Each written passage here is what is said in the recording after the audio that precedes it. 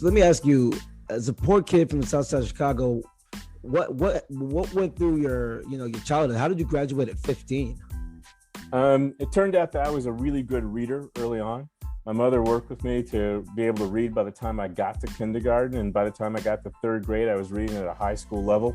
Oh, wow. And so they said, well, why don't you go ahead and see if you can do well in fifth grade. So I skipped fourth grade entirely, and then went on and did very well in fifth grade. And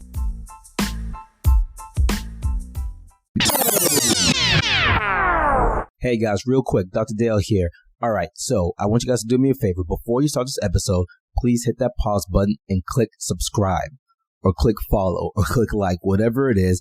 We work really hard to bring you guys this good information to uplift the entire community, and we really appreciate you guys supporting our efforts and our work. Love you guys. Enjoy the episode. I want them band like a daddy, yeah. Only do it like Flagger, yeah. I'm kicking flavor, no saga, yeah. Hey, I like them blues. I might go Janet like Jackson. I got them options, yeah. It's all about progression. Life is like a blessing. Everything a win, loss is like a lesson. Ooh, ooh. Yeah, ain't no time for stressing. I've been really stepping. Ooh, ooh. Yeah, if you wanna go get it, stop playing around. Really got on Rex, ain't playing around. Wanna go get it, stop playing around. Really got on Rex, ain't playing around. Black man, white coat, shit, we up right now, yeah. What is up, family? I'm Dr. Dale, the author of How to Raise a Doctor Wisdom from Parents Who Did It, the author of the Dr. Doc Children's Series, the author of Black Men and White Coats, author of PreMed Mondays, and the author of a new book that's coming out that I'm calling Author and Expert. So I'll let you know when it's out. And you listen to the Black Men and White Coats podcast, a place where you get to hear the stories of Black clinicians. Super excited about today's guest. You guys have no idea how excited I am. He's somebody I've been pestering for a while now. He was in a documentary. I've been trying to get him on a podcast. I've got him here today, one of the most brilliant minds in medicine, period. I'm going to introduce you to him here in a second. But before I do, a couple key announcements. The first one is huge, right? So you all know last week we announced that we were going to be paying for 20 MCATs. And we put it out there and we told people to apply. And I'm trying to tell you all, so if you're a pre-med, apply. We're not joking. We're going to pay for your MCATs. We're not getting as many applications as we should be getting. We got some, so we got a decent amount. But if I was a pre-med and heard that, I would have applied 10 times already. And again, the brothers just aren't really applying. So most of our applicants are women, which is awesome. But guys, we need some of you fellows to apply too. But on that note, I'm going to announce the very first one today. So the very first MCAT we're going to be paying for, assuming she hears this podcast, and it's a she because most of the applicants are she so far. Assuming she hears this podcast and she replies and emails us, gets back to us, the money is yours and we're going to pay for your MCAT. Her name is Miss Kedra Ridley from LSU Shreveport. And you know what we'll probably do? Maybe we'll actually insert her video right now. My name is Kedra Ridley. I have a bachelor's degree in biology and I have a master's degree in healthcare administration. I'm applying to medical school for the 2021 cycle. At a very young age, it became apparent to me that most physicians did not look like me. I grew up as an underrepresented minority in a rural and medically underserved area. Although I was surrounded by many caring and well-informed physicians, I always felt that there was a connection missing between them and me. I felt that as an African-American female, my background and health disparities made them different from me and made me different from them. When I look in the mirror, I don't see what I've seen in most physicians. When I look in the mirror, I see a first-generation college student who has excelled far beyond all of the limitations that have been placed on her. When I look in the mirror, I see someone who is passionate about the advancement of the African-American community and someone who serves her community. When I look in the mirror, I see someone who is not afraid of a challenge, but still vulnerable enough to be empathetic. When I look in the mirror, I see someone who has put faith and family above all else. When I look in the mirror, I see someone who will add breadth, depth, and diversity to any incoming medical class as well as the field of medicine. I believe that my cultural competency, my ambition, my integrity, and my interest in being a patient-centered clinician are all things that I can do or attributes that I have that will make the medical field better once I become a doctor. But Kedra, congratulations. You were the very first one. We're paying for your MCAT fee. Make sure you reach out to us. Just go ahead and email info@blackmenandwhitecoats.org, and we've got you covered, right? Your job is just to get into med school, do well. We'll cover the MCAT fee, all right? All right, so congratulations to Kedra. All right, so, man, I'm not going to do too much other announcement stuff. I want to get into this episode, man. Today, I have got the infamous, the notorious, the legendary, what other words can I think of? The amazing, the astute, the erudite, Dr. Bill McDade. Dr. Bill McDade. A whole lot of stuff about Dr. McDade that we're going to get into. I'm not going to introduce too long because, trust me, we'll be here all day long if I named all his accolades. But the one thing I'll say is I met him at a conference, I guess it was last year, I don't remember. I think last year. And I remember sitting in the conference. Of course, you know of people, right? So, so I knew of Dr. Bill McDade. But I remember sitting at the conference and just hearing him talking like, man, this dude is smart. He's one of those guys that everything that comes out of his mouth just seems to make sense. And we were preparing to film the Black Men in White Coats documentary. And I was like, I've got to ask this guy to be in the film. And I had no intention of asking him until I actually sat in the same room with him. I heard him speak and I saw the respect people gave to him. People like deferred to him and things of that sort. I said, I've got to get Dr. Bill McDade in the documentary. And we did. And I'm happy we did because, he has some of the most impactful scenes in the documentary just because he spits knowledge. So today we're going to learn about him. Dr. Bill McDade, how are you doing, sir? I'm doing great, Dr. Corodudu. It's great to be here. It's an honor to be and a privilege to be on the podcast. Man, the honor is all mine. I know I've been trying to track you down in kind of different ways to get you on here. And publicly, I'm going to say thank you for the documentary for a few reasons. Number one is for being in the documentary, right? Number two is for making some key connections for us, right? So there were people that we're reaching out to, and after we connected with McDade, it was like, oh yeah, let me get Montgomery Rice for you. Oh yeah, let me make sure Jerome, Dr. Adams is on board, and just making those connections and such. And people always say, hey, Dr. D, how are we able to do this, do that? I was like, man, it's all about knowing the right people. And Dr. Bill McDade was one of those right people who could open doors. So publicly on the podcast, thank you, sir, for helping make that film what it was, because without you and those key connections, it wouldn't have been anywhere close to, what it came out to be. I think you had a fine effort in the film. It's a beautifully done film. I used to actually be involved in filmmaking when I was a medical student, as it turns out. I made a full-length feature and casted another one.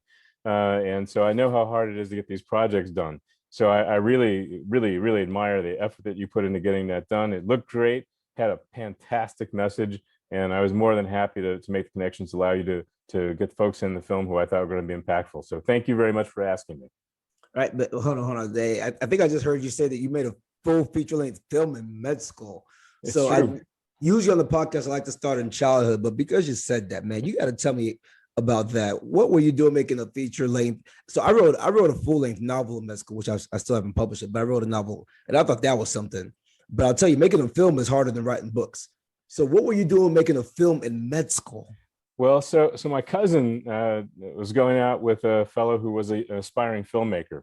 And when they told me they were doing a feature film, I kind of chuckled a little bit. And they called me one day and they said they're shooting down the street and they wanted me to come by. So I came by and I saw that things were a little amiss. And so I started pointing out some things that they could be doing differently. And they took my advice. The next thing I knew, I became executive producer of the film. And so we ended up raising a fair amount of money to get the film finished and go into post-production with it.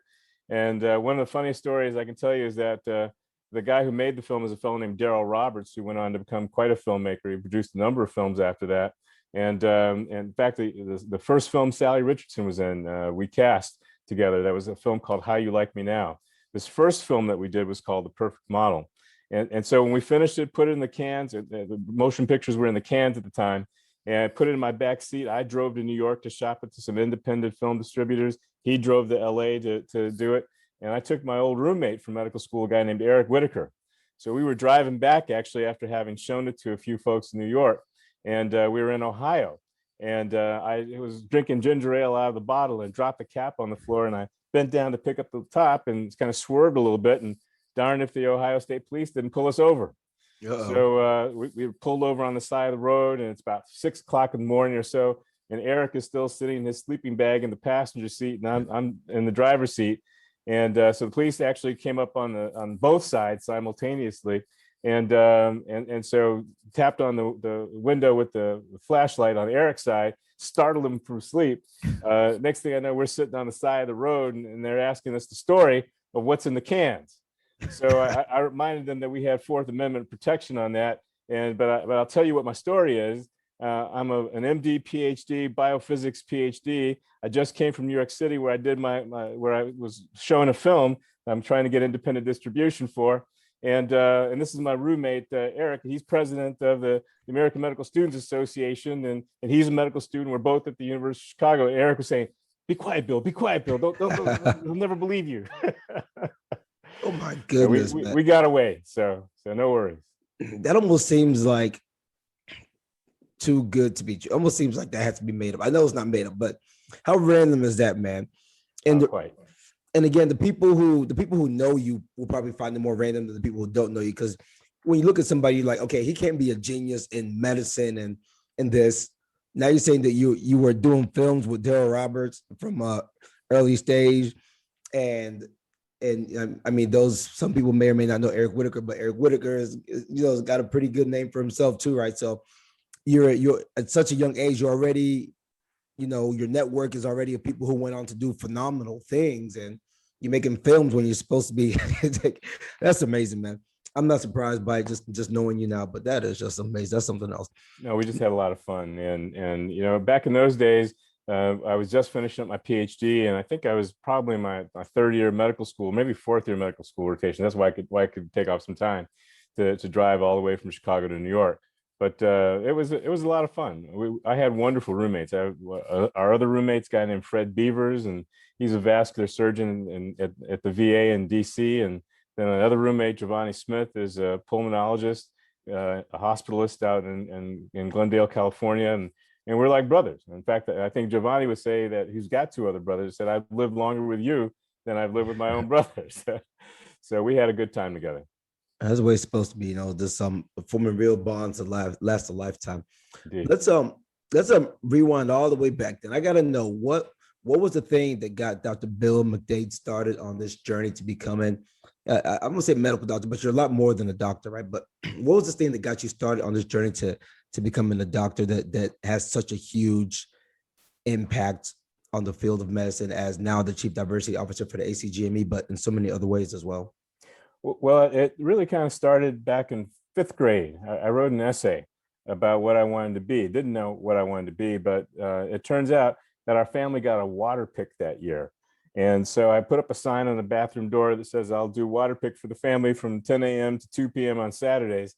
And so I scheduled the family in for appointments, and I would do water picking for them. And so that stuck with me all the way through high school, as it turns out, and even into college. So when I applied to college, I actually was a pre-dental major. And the summer between high school and college, my brother, who was a student, undergrad at the University of Illinois, knew the fellow who ran an enrichment program designed to help students do well on the dental admissions test, minority students in particular. And he said, "I've got a brother who's pretty smart. Can he come in and join the program?" He said, "Well, usually for people who've already completed the first 2 years of college, your brother hasn't done any of the basic sciences in college, so I don't think it's going to be okay for him." So he said, "Well, let him go ahead and test in, and if he's able to test in, then maybe he can sit in." So mind you, at the time, I had just graduated from high school. I was about 15 when I graduated from high school, and so I'm sitting there with people who are ready to go take the DAT. So I take the DAT, and I do okay on the basic sciences and the chemistry and the biology portion, but I absolutely blew away the spatial relations portion. And so they said, "Okay, you can sit in on the program." And so as part of that, they actually had you shadow dentists out in the field on the south side of Chicago, which is where I was. So I'd ride my bike there on Saturday morning and sit in with Dr. Elisha Greenfield, who had an office on 87th and Stony Island. And I'd go into the office with him on Saturdays and watch him put braces on people and hand him the bands. And then that's when I realized that I didn't want to be a dentist. And so I did. So what about that made you realize you didn't want to be a dentist? Well, I think it was dealing with the people who came in unprepared to have their braces put on. They had donuts and things like that in their teeth. You'd send them to the bathroom with a toothbrush to have them brush their teeth and admonishing them not to come back unless they were ready. Then there's one kid who bit him while he was putting the bands on, and in general, it just didn't seem like it was what I wanted to do. In fact, I like science a lot, and when I got to my first quarter in college, I recognized that I was in the honors chemistry sequence, and I got a B in my first quarter of honors chemistry, and it was a small class, only about 13 or 14 people in it. I decided that I'd switch my major to chemistry, and I was going to be a scientist at that point. By spring quarter of my freshman year, one of the physical chemists actually stopped up to the laboratories where I had an after-school job. So I had a work-study job where I was washing glassware for the organic chemistry class. And it was on the 4th floor, and it was a walk-up. And so the person who came up to talk to me was a professor named Avram Blumberg. And he came all the way up 4 flights of stairs, walked up 4 flights of stairs and said, "Bill, we pay you as much for doing research as we pay you for washing glassware. Why don't you come down and do research in my lab?" So that's how I started my research career. Why do you think he asked you that? Did he see something in you, or? Well, I suppose I was a really strong student, because after I got that B in the first quarter, I started, really booking it, and did very well the subsequent quarters. And I think I had a bit of a reputation by then of being a strong student in all the classes. That was the only B I got that first year. And my thinking was that he knew about me. He was a very liberal sort of person. In fact, he came from New York, and he used to joke with me. He says, I said, "Bill, have you ever grown up on a block in which you had people who are of a different race than you?" And I said, "Well, very early in my childhood, there was one white family that stayed on the south side of Chicago. But after that, I was in an all-black neighborhood for miles around, and went to an all-black grade school. And the only person who was white in the whole school was the principal and the 7th grade teacher, as I recall, for English." And so he introduced me to NPR. I'd never heard of it before. Introduced me to classical music while I was there. I played piano, but hadn't really studied classical music until I got into college. What is the, you said MKR? NPR, National Public Radio. NPR, National Public Radio, NPR. And Okay. he used to listen to it in the laboratory. And that's when I really started to develop more of a world view, because up until that point, I was a poor kid from the south side of Chicago. And So when you're on the south side, you only know the south side. Go ahead. So let me ask you, as a poor kid from the south side of Chicago, what went through your childhood? How did you graduate at 15? It turned out that I was a really good reader early on. My mother worked with me to be able to read by the time I got to kindergarten, and by the time I got to 3rd grade, I was reading at a high school level. Oh, wow. And so they said, "Well, why don't you go ahead and see if you can do well in 5th grade?" So I skipped 4th grade entirely, and then went on and did very well in 5th grade. In fact, I was just talking to my best friend from 5th grade the other day, who we're still friends, 40 years later, actually 50 years later. Sorry about that. And we were the top 2 students in 5th grade, and he looked out for me because I was probably the smallest kid in 5th grade. When I got to high school as a freshman, I think I was maybe 4'11" or 5 foot and weighed about 85 pounds. In fact, so you were like at 85 11 or pounds when I was something? a freshman. Pardon? How old were you as a freshman in high school? Like 11 or 12? I started about 13. I was just to turn 13 when I started. And then I'd done high school in 3 years. And so I was 15 when I graduated, and went on to college. And luckily, I grew a little bit between the time I graduated from high school and the time I started college. I was 5'3" at the beginning of my senior year of high school, and I was 5'9" when I started college. So that summer, I had a pretty good growth spurt. So then when you started college, were you like on campus away from home, or did you live at home? Because you're only 16, right? So yeah, I applied just to one college, as it turns out, and that was DePaul University. My parents didn't want me to go to the University of Chicago, although I've been going to the University of Chicago for various programs. I'd hop on the bus. This is when kids could ride the bus. Hopped on the bus and would go down, because it was straight down Cottage Grove from my house, and I actually saw a number of people, Chandrasekhar, who talked about Big Bang Theory back then, and Robert Watson, who's DNA pioneer, but who was a University of Chicago alum, gave a lecture in the building that I eventually had an office in my laboratory when I was a graduate student.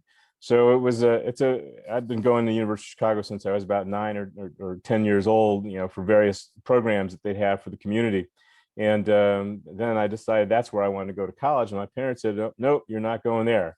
And they were Why? very much affected by the fact that they grew up in Chicago. They knew that University of Chicago had had a difficult history with the Black community around it. Okay. And that in fact, they felt that by being so young going there, that it was probably going to be a more difficult environment from a social standpoint than it otherwise would have been. So they asked me, so they said, well, there are other colleges that you can go to. There's the University of Illinois. My brother went to University of Illinois and didn't really think that was going to be a good experience because there's too many students there. He said, well, the private schools in Chicago are DePaul, Loyola, and Northwestern. And you're going to have to commute by train to get there from our house on the far south side. So which do you want to go to? And I said, well, which one's closer? Because I'd really rarely been on the north side before. And they said DePaul. So I said, well, let's go to DePaul. So DePaul was the only school I applied to. I got in, and I had a wonderful experience there, as it turns out. And so I was ready to graduate after my third year at DePaul. But after my second year, I was contacted by some professors in biology at DePaul, Dr. Woods and Dr. Roberts, as a matter of fact, who introduced me to a fellow who at the University of Chicago became a great mentor. This is Donald Steiner. Donald Steiner is the scientist who discovered pre-proinsulin, as it turns out, and really discovered post-translational modification of proteins. And so I went to talk to him after my sophomore summer, and he said, you know, the MSTP is really the best thing you can do in biomedical sciences. He said, if you just want to get a PhD, I understand that, but if you get an MD PhD, you can also think about how that science impacts patients, and you can be a physician as well.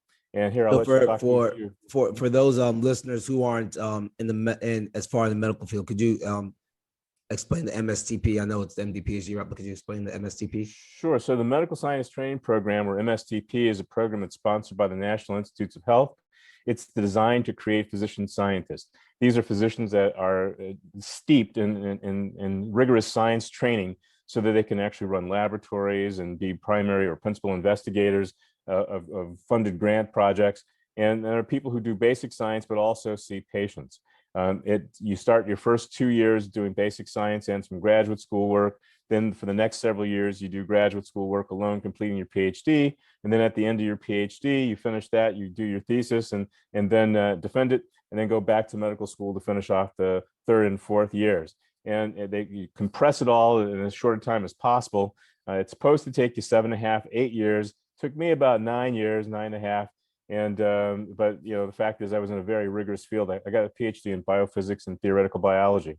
And I think I also played a little bit in graduate school, a little bit more than I probably should have. I got involved in student government and was involved in a lot of other activities on campus. And you know, I think together it was growing up as well as being a scientist. So it was good for me. It worked out. Yeah, fine. I mean, so you would have started at a young age, anyways, probably. Yeah, I started at 19, right? So it was perfectly fine. Yeah, excellent. So you sound like you were a super smart kid. What other things were you into as a child? Were you, sports, music, or, how would you kind of define your childhood outside of reading? Well, I think that I was always pretty good in science and math. When high school, I was on the mathletes, and when I was in high school, I was also in band. I was a worst trumpet player in the junior varsity band, and they switched me to baritone horn. I remember the band director said, "Bill, your lips are too big to play the trumpet. You should switch to baritone. It's a bigger mouthpiece, and we need a baritone in this band anyway. So get to play some counter melodies, and it'll be good." And it turned out that it was. I used to get to school about three rotations early before my classes started and practice, and it was a great experience. I ended up playing trombone in the jazz band, and I went to play in the symphonic orchestra. So it was a whirlwind experience in 3 years of playing, but I really enjoyed music, still do, and continue to play throughout medical school, actually in college as well. I played in the wind ensemble in college and played in the wind ensemble in medical school. Man, you did a lot of stuff, man. So as that kid who was in the band, smart, young, did you have any social challenges? Well, I think because of my size more than anything else, when I was in high school, So I was a wrestler. So I love basketball. I've been playing basketball on the pavement outside for a long time, but never made the team because I was so small.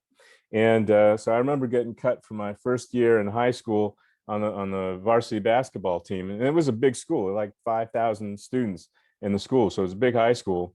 And to make the basketball team, you had to be pretty good, and I just didn't look it. At 5, 385 pounds, no one was going to play me in high school.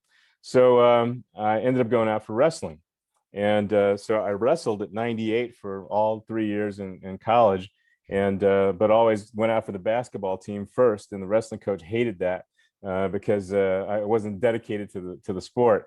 So I did that, but despite that, I was in really good shape. And I remember being the gym teacher. Sorry, you said you wrestled 3 years in college or 3 years in high school? 3 years in high school. So this is high school. I went to a college that was very limited in the amount of sports they had. They had a basketball team that was one of the best basketball teams in the country at the time. Mark McGuire, Terry Cummings, a lot of other folks who were back in the era of Ray Meyer, but and those guys were just amazing. It was like it was a different world playing ball with them. And they played pickup ball in the spring after the season was over, and just watching them bring the ball over half court and then take a shot was just crazy. But back in high school, I was a gym teacher in Superman Physical Fitness, which is the course that all the jocks in the high school would take. And because I was a varsity wrestler and the coach of the wrestling team was a teacher of the class, he let me be the gym teacher, the gym leader. And so, I had guys who played for the Chicago White Sox, played in NFL, who were in my gym class, as a matter of fact. And so, they razzed me a little bit because I was still, like I said, kind of tiny, about 5'3", and they're getting ready to go on to careers in Major League Baseball and NFL. So it was funny, but I outdid them in a number of different calisthenics. I still think I held the record for inclined sit-ups there. I did about 63 inclined sit-ups and beat everybody in class that year. All these pros, there's gonna be a claim to fame. Say I beat whoever is a superstar. More sit-ups. I got stronger abs. I got an 8-pack. They got 4-packs. There you go. So now high school, college was unique enough. Your med school journey was unique enough. You've accomplished a lot of things in the field of medicine, right? Like you've been able to. I'm not going to ask you what those things are, but people ask me this question a lot, right? People say, Dr. Dale, how do you do all these things you do, right? Because I do a decent amount of things. You've accomplished a lot of stuff. So I'm going to ask you the question: how over the years, how have you got such a decorated career?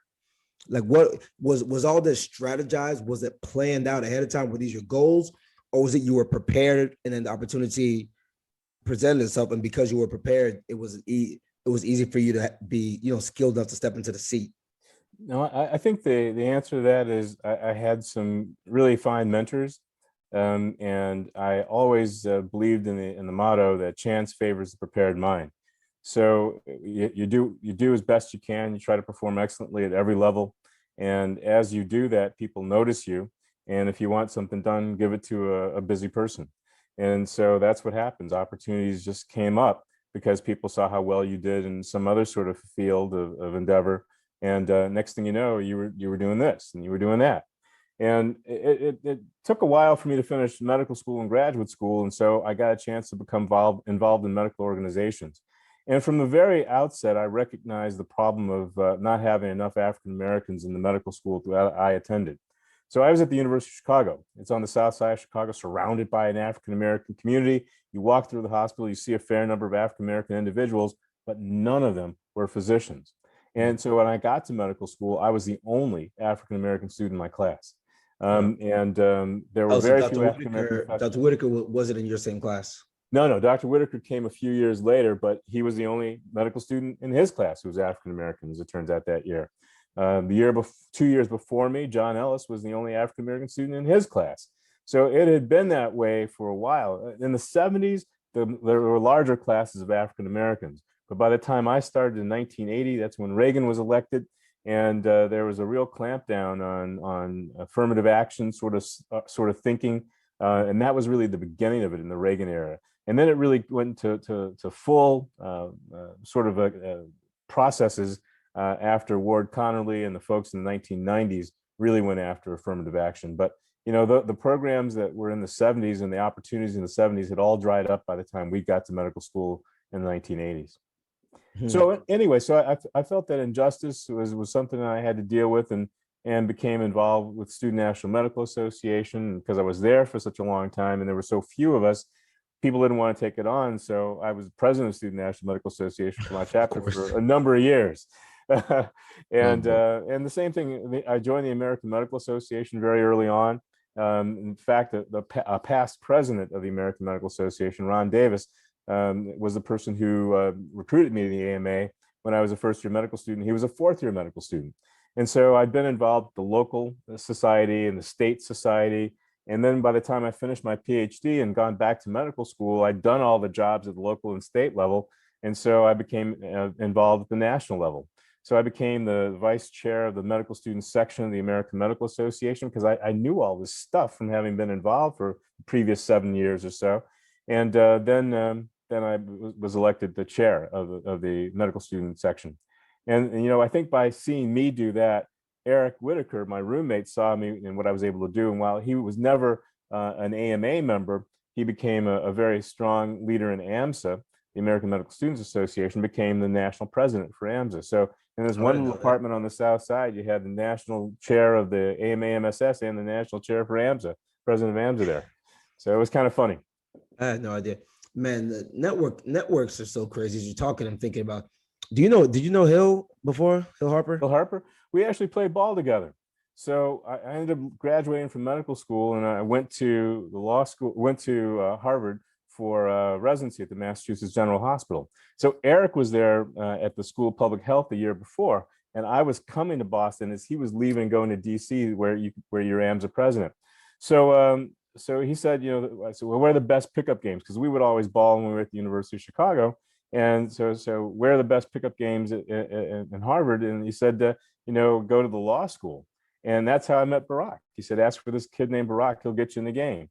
And so that's how we ended up playing ball. And that's why I used to play ball a lot after work. And Hill Harper was there, Barack was there, other folks were there. In fact, some very impressive people were in that group, and it was a lot of fun. And then our residency group would play ball in the Charlestown Navy shipyards every Saturday morning. And that was kind of funny because I didn't realize the racist history of Charlestown at the time. And so the Marine barracks were right there, and the USS Constitution was right there. And we drive in and play ball. Where is this? In Boston. So it's the Charlestown Navy shipyards. The Charlestown area is a very staunchly white and violent community, as a matter of fact. And what I didn't realize this, of course, when we went to play there, because that's where the residents at the Mass General, who were mostly white, would go to play ball. And so by noon, we get there about 7 o'clock because we're anesthesiologists, get there about 8 o'clock in the morning, we'd be playing ball till noon. And noon is when the townies would show up. And, if you were still winning on the court at noon and your group started to leave, you'd stay on until you lost and talk smack to the folks who were in the town. And all of a sudden you realize that you're in a different place. So Boston was a funny place back then. Yeah, it's amazing. So when, whenever we set out to make this documentary film, so in the film I ended up having you, Eric Whitaker, and Hill Harper, and I had no idea you guys even knew each other, right? So I connected with the three of you independently, and I had no idea that I'm talking to you, and you're like, oh yeah, I know. So I'm talking to each one of you, you all know each other, but how do you all know each other? It just reminds me of, first of all, it's a small world, Yes. And the power of networking, that's just really amazing. So anesthesiology, correct? Yes. I keep on wondering, isn't your Twitter handle, what's your Twitter handle? Sickle Doc.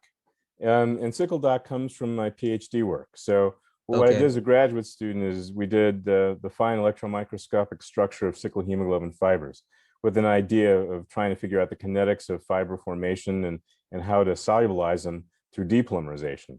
And so that's what we were very much interested in. And my professor there, my research advisor, was a guy named Dr. Bob Josephs. And the way that I got into sickle cell disease is Valerie Jarrett's dad was a fellow named James Bowman. And Jim Bowman was the first tenured African-American professor at the University of Chicago. So I remember going in and talking to him when I was a first-year medical student about which lab I should choose. And he asked me the sorts of things I liked. I told him, chemistry, physics, math. He said, well, we've got a guy who's working on the structure of sickle hemoglobin fibers, and there's no other African American in the country who's actually studying at the molecular level the structure of sickle hemoglobin. Why don't you work with Bob, because we need somebody who has that sort of a background to do that kind of work. So I said, sounds like a plan. So I went over to visit Bob in his lab, and they were a really great lab. It was a really friendly place, and had strong scientists there. Tom Willems was just finishing his PhD there. There's a fellow named Bob Vassar, who's now a professor at Northwestern, who was a tech in the laboratory. And Bob Joseph himself was a very strong mentor and a very good guy. It was a great environment to be in. Nice. Good deal. Cause I know you're an anesthesiologist, but every time I see your Twitter handle, I get it gives me a headache. I'm like, hold on, why is he sickle doc? It's always confusing me. But well, that's a difficult thing, because there are very few anesthesiologists who studied sickle cell. There's Al Head, Charlie Haberkorn out in Washington, University of Washington. Al Head was down at the Medical College of Georgia, and then me.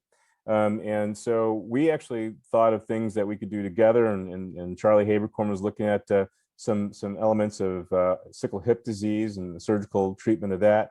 Al Head and I published on the use of inhaled nitric oxide in sickle hemoglobin, sickle cell disease. And that was a very interesting study, because no one had ever thought of that before until I started looking at nitric oxide and its solubilizing effect on sickle hemoglobin. And then this whole nitric oxide theory about its work on the vasculature and how it impacts sickle cell disease came about.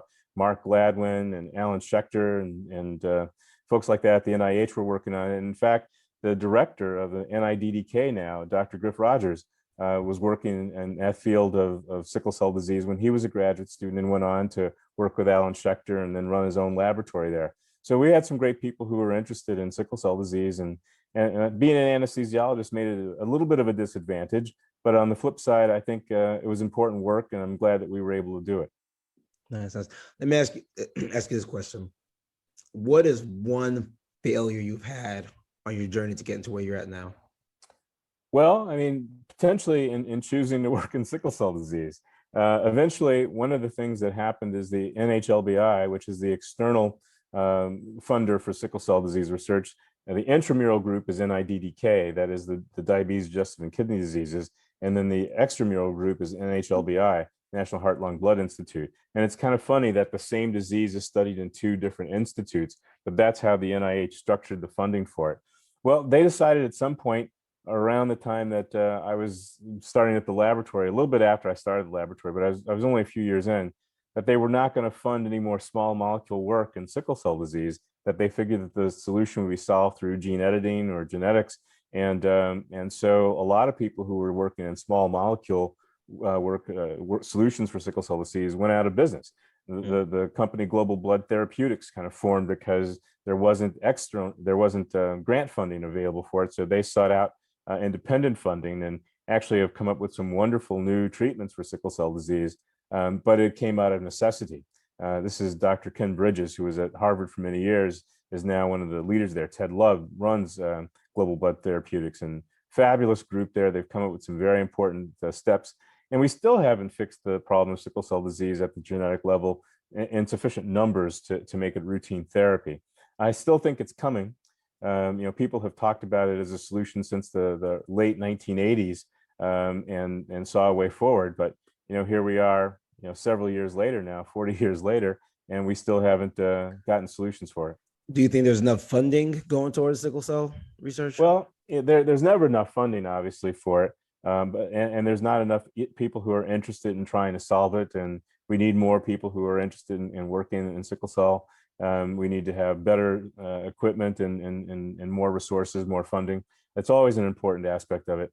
I always felt terrible about the fact that the Comprehensive Sickle Center that Jim Bowman used to run at the University of Chicago is no longer in Chicago.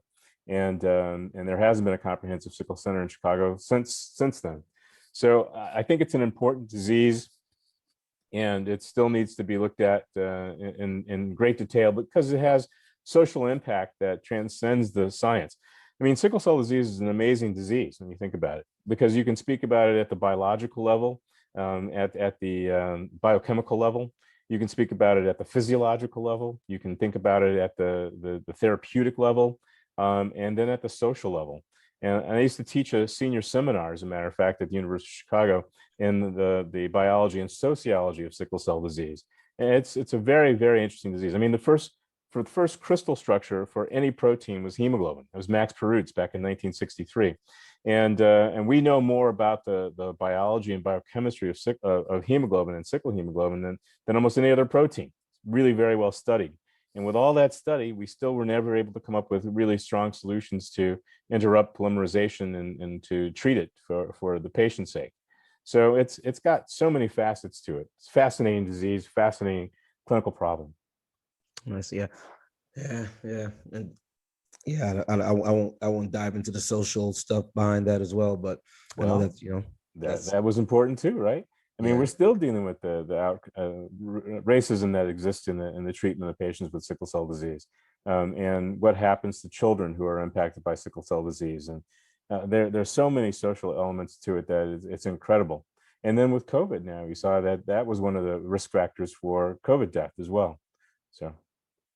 What, sickle cell was a risk factor? Say, what was a risk factor? Sickle cell was a risk factor for COVID? For dying from COVID, yeah, for complications of COVID, yeah. Okay, yeah. I can definitely see that. So the field of medicine, I assume that your career so far, you're happy with it. It's been good to you. You have children, correct? Do 3.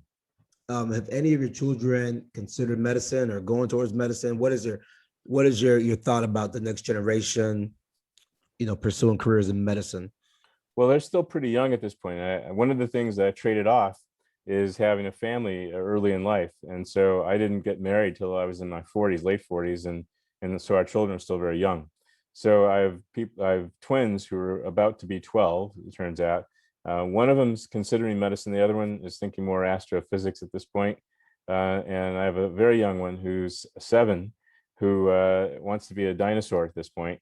And so we'll see how that turns out. A dinosaur and an astronaut. So we'll see how that turns out. One of my good friends, Bobby Satcher, is an astronaut and a physician. So I'm thought, well, it's not impossible. Yeah. Oh my goodness. Oh, why am I blanking? Oh my goodness. He was our keynote speaker in Dallas here. Black Men and White Coats Summit, Harris. His nephew was on my high school basketball team. Is blanking my mind. Dr. Harris, Bernard Harris. Bernard Harris. Yeah, there you go. Yeah, Bernard Harris. There've been a few. I mean, Mae Jemison was a physician. Mae Jemison did definitely. Yeah, and so there's been a few. Yeah. But hey, you could have a rocket scientist and you could have a neurosurgeon. So you could have both extremes of genius, whatever the word will be there. Well, it's funny. The one who wants to be a cosmologist, astrophysicist, is a friend of mine who sits on the board of the American Medical Association as a cardiologist. But he's very much an amateur astronomist. And so he built an observatory in his home. Actually, he built his home around his observatory. And so the summer that he came onto the board, he invited Julia and I up, and we came to his observatory up in Gloucester, Mass. And we got a chance to look through his big lenses.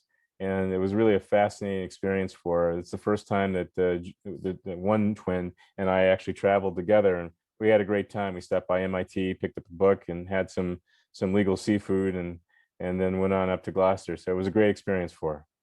Nice. That goes back to the whole idea of exposure. Exposing your kids to whatever it is that catches your interest. All right. So I want to ask you, as we're starting to wrap up, I want to ask you, what would you like for your legacy in the field of medicine to be? So when it's all said and done, people think about Dr. Bill McDade. What do you want them to remember you for? Well, when I started medicine, I thought I was going to be a biomedical scientist, but what I really realized early on is that it was very important to have greater representation of diverse physicians in medicine. And so I broke all the rules coming on as a faculty member and became a member of the admissions committee when asked by the dean of students at the time, Norma Wagner, who's a wonderful mentor and great leader.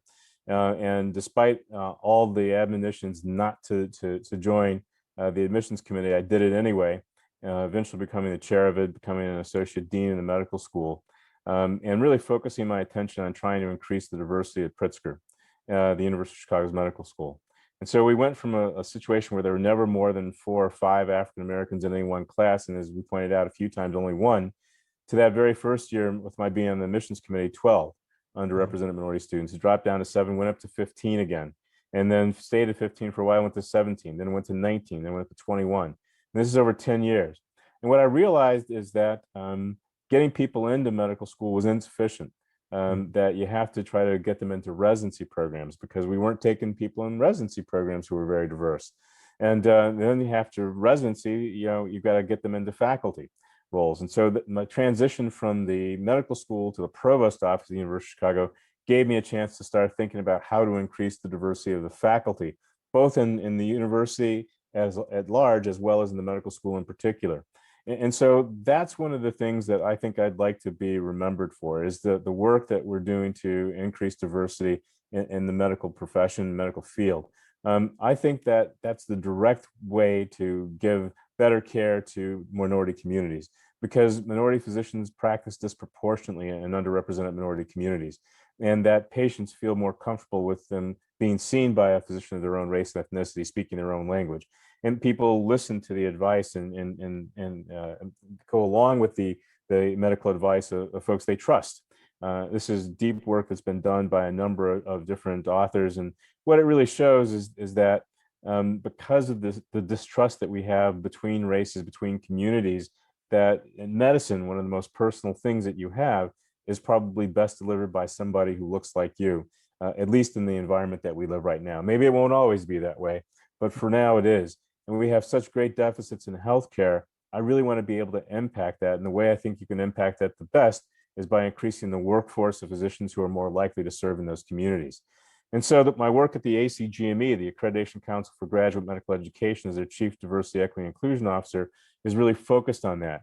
There are some new program requirements that all residency programs now have to follow the rule set forth that says you have to increase the diversity in your workforce, and you have to provide. Now, did that come in because of you, or were they already planning on that? They were setting that up at the same time that they were creating the office. So I chaired a task force on the diversity in graduate medical education, which said that we should set up this office, make DEI a national priority, and do a number of other things.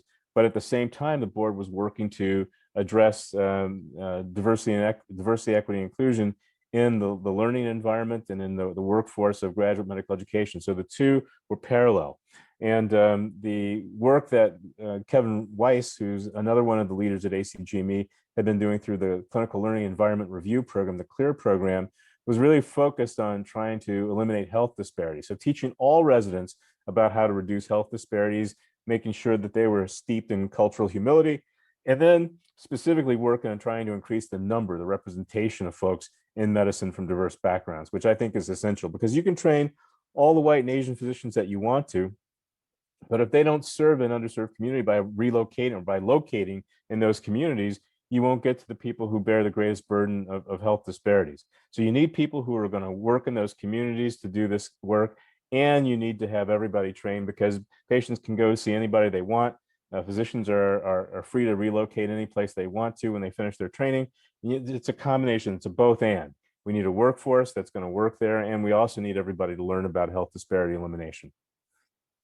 Nice, excellent, excellent. A couple more questions here. If you could go back and give your high school self advice in one sentence, what would that be?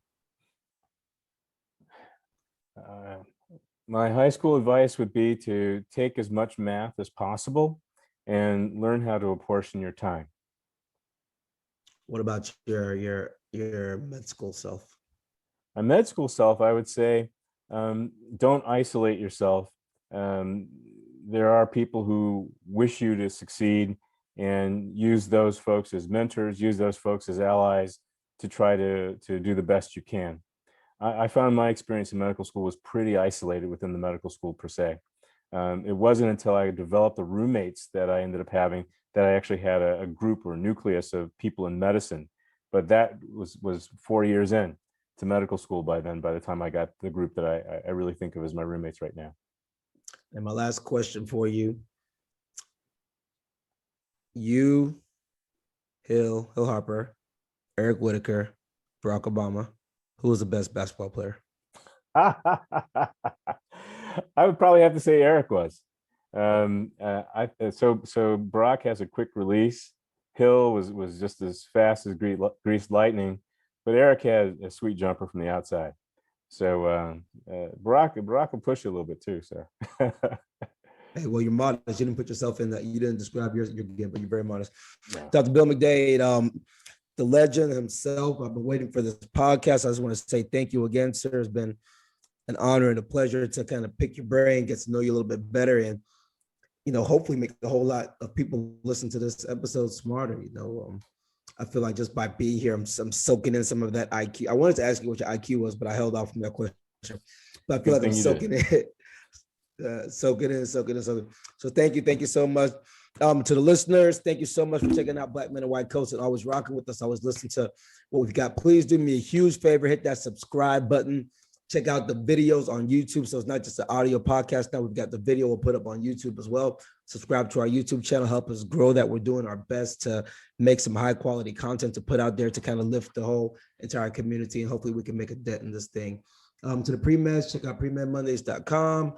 For everybody, check out diversemedicine.com. If you want to be a mentor, if you want to get mentorship, check that out there. And hey, pre-meds, get it ready to take the MCAT.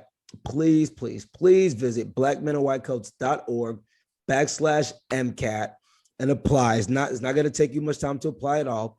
We want to pay for the MCATs. And to Miss Kedra Ridley, congratulations. You're the first one. All you got to do is email us. Let us know that you're accepting it. info@blackmenandwhitecoats.org. Thank y'all for listening. Hit the subscribe button. Love you guys.